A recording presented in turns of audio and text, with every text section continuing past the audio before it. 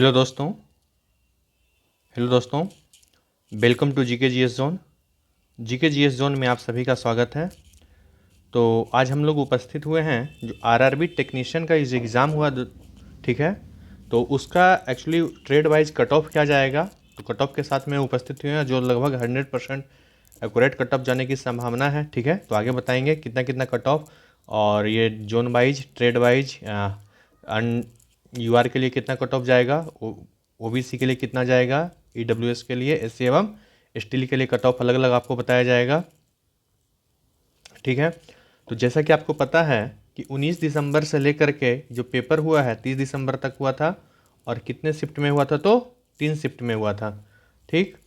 इसमें अगर क्वेश्चन की लेवल का बात किया जाए तो जो क्वेश्चन का लेवल था वो साइंस पोर्शन, खास करके साइंस पोर्शन एएलपी में जो क्वेश्चन पूछा गया था, ठीक है, उससे थोड़ा सा ज़्यादा ही साइंस का क्वेश्चन इसमें पूछा गया है। वहीं अगर करेंट अफेयर्स की बात की जाए तो एएलपी से अगर कंपेरिजन कर करके देखा जाए कि एलपी में जो क्वेश्चन पूछा गया था उसके लेवल से कैसा क्वेश्चन था, तो उससे थोड़ा सा उसका लेवल बढ़ा हुआ था, ठीक है। इवन बायोलॉजी का क्वेश्चन था, बायोलॉजी का क्वेश्चन लगभग बायोलॉजी का जो क्वेश्चन था, टोटल प्रश्न था उसका 20% के आसपास था जीके जीएस वाले पोर्शन में, ठीक है। और इसके अलावा फिजिक्स और केमिस्ट्री से लगभग 80% क्वेश्चन पूछा गया था। तो यहाँ से हम लोगों को आइडिया लगेगा कि आने वाले टाइम में ग्रुप डी का एक एग्ज़ाम है, एक तो आपका ग्रुप डी का एग्ज़ाम है और दूसरा इंपॉर्टेंट एनटीपीसी का एग्ज़ाम है, ठीक। लेकिन जो ये टेक्नीशियन का एग्ज़ाम लिया था ये आरआरबी ने लिया था, ने, और जबकि ग्रुप डी का एग्ज़ाम जो करवाया जाता है वो आरआरसी के द्वारा करवाया जाता है, ठीक। तो थोड़ा सा पैटर्न में थोड़ा सा डिफरेंस देखने के लिए आपको थोड़ा सा अलग मिलेगा। इसके अलावा करेंट अफेयर्स की बात की जाए तो करेंट अफेयर्स का वेटेज इस बार देखे होंगे ठीक ठाक था, और कुछ क्वेश्चन तो बिल्कुल ही कॉम्प्लिकेटेड टाइप का था, कह सकते हैं टफ लेवल का था। तो हम लोग को क्या करना है कि करेंट अफेयर्स को अब ध्यान में रखते हुए, पैटर्न को ध्यान में रखते हुए मंथ वाइज करेंट अफेयर्स देखेंगे, और ना सिर्फ करेंट अफेयर्स को पढ़ेंगे, इसके अलावा जितना ज़्यादा से ज़्यादा क्वेश्चन हो सके उतना क्वेश्चन ज़्यादा से ज़्यादा हम लोग को अटेम्प्ट भी करना है, ठीक। चलिए, तो अब बिना लेट किए हुए अब आगे देखते हैं क्वेश्चन में, मतलब कि उसका कट ऑफ कितना कितना जा रहा है, उसके कट ऑफ के बारे में एनालाइज करेंगे। तो सबसे पहले जो है हम कुछ पॉइंट को समझते हुए चलेंगे कि जैसे देखेंगे कि इसमें जो वैकेंसी था 12th लेवल का भी वैकेंसी था, तो 12th लेवल का वैकेंसी कितना था सो देखना है। तो 12th लेवल का जो, तो 12th का वैकेंसी जो था, 12th का टोटल वैकेंसी 1436 पोस्टों के लिए था। इसके अलावा आईटीआई ऑल ट्रेड के लिए जो वैकेंसी था वो टोटल वैकेंसी 11,770 था। इसके बाद अगर बात किया जाए, कंपेरिजन किया जाए 2018 से, तो 2018 में जो वैकेंसी था ये 2024 के वैकेंसी से सीधा 3 गुना था। अब 3 गुना का मतलब है कि सीट भी ज़्यादा था, तो कट ऑफ भी थोड़ा सा क्या था, कम गया था। इस पर कट ऑफ थोड़ा सा ज़्यादा जाएगा, एक कारण तो ये भी है। और दूसरा कारण ये है कि जो पेपर का लेवल था, दूसरा कारण क्या है, पेपर का लेवल टफ तो नहीं कह सकते लेकिन इजी टू मॉडरेट कह सकते हैं, इजी टू ये मॉडरेट था, ठीक। और इसके अलावा जो है इस समय पे क्या था, ओनली एक पेपर का व्यवस्था है, केवल एक पेपर हुआ है, जबकि लास्ट टाइम जो एग्ज़ाम हुआ था वो टेक्निकल वाला भी पेपर लिया गया था, हाँ जी, बस क्वालिफाइंग नेचर का था, ठीक है। तो चलिए अब कट ऑफ देखते हैं। तो 12th अगर एक्सपेक्टेड कट ऑफ है ये, तो अगर 12th लेवल की बात किया जाए, 12th पीसीएम एसएनटी, ठीक है, तो इसमें अगर यूआर की बात किया जाए तो यूआर का लगभग कट ऑफ 80 से 85 होगा, ठीक। अनरिजर्व कैटेगरी के लिए 80 से 85, वहीं ओबीसी के लिए जो कट ऑफ है वो 80 से 84 के बीच होना चाहिए। ये सेफ जोन होगा, ये भी जो भी हम आपका स्कोर बता रहे हैं ये आपके लिए सेफ जोन होगा। अगर इतना आपके बीच में, इसके बीच में आपका अगर स्कोर आ रहा है, हाँ ये भी है ध्यान देना कि रॉ स्कोर है, आउट ऑफ 100 है, नॉर्मलाइजेशन के बाद नहीं। नॉर्मलाइजेशन में थोड़ा सा आगे पीछे होगा स्कोर। अगर आपका रॉ स्कोर अगर आ रहा है इतना के बीच में, यूआर है आप हैं तो 80 से 85 के बीच में, तो आप सेफ जोन में हैं। वहीं ओबीसी के लिए 80 से 84 के बीच अगर है आपका तो सेफ जोन है। वहीं अगर ईडब्ल्यूएस के लिए 78 से 82 नंबर के बीच आ रहा है तो आप सेफ जोन में हैं, और एससी के लिए 74 से 78 के बीच में है तो आप सेफ जोन में हैं। इसके अलावा एसटी के लिए 71 से 76 है तो आप काफ़ी ज़्यादा सेफ जोन में हैं। इसके अलावा इलेक्ट्रीशियन, फिटर, डीजल मैकेनिक और डीजल इलेक्ट्रिकल, ठीक है।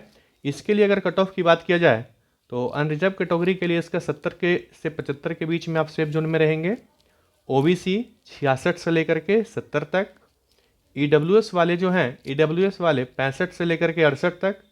इसके अलावा जो एससी कैंडिडेट हैं, एससी कैंडिडेट के लिए 60 से 65 और एसटी कैंडिडेट के लिए 55 से 60 के बीच में।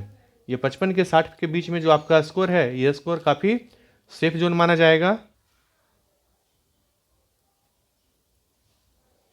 अगर बात की जाए कि वेल्डर का, मैकेनिस्ट का, टर्नर का और क्रेन ड्राइवर का, ठीक, तो इसके लिए होगा अनरिजर्व कैटेगरी के लिए 65 से 70 मार्क्स, ओबीसी के लिए 60 से 65, ईडब्ल्यूएस के लिए 62 से 66, एससी के लिए 55 से 60 और एसटी के लिए 51 से 60 के बीच रहने की संभावना है। जी हाँ, यहाँ ध्यान देने वाली बात होगी, क्योंकि जोन, बहुत सारे जोन हैं और उन जोनों में जो कैंडिडेट हैं, कैंडिडेट की संख्या भी अलग अलग है। इसमें आप मान करके चलिए +- 4 to 5 होने की संभावना। अगर आपका +- 4 से ज़्यादा, 4 प्लस माइनस है, 4 से 5 के बीच में प्लस माइनस है, तो आप बिल्कुल ही सेफ जोन में हैं। आगे देखेंगे, जैसे ब्लैक स्मिथ का हो गया, कारपेंटर हो गया, ट्रिमर हो गया, मिल राइट हो गया। तो अनरिजर्व के लिए 62 से 65 ठीक ठाक स्कोर है सेफ जोन के लिए। ओबीसी के लिए 58 से 62, ईडब्ल्यूएस कैटेगरी के लिए 55 से 60, एससी के लिए 48 से 52 और एसटी के लिए 45 से 48 के बीच में। ये काफ़ी सही स्कोर है।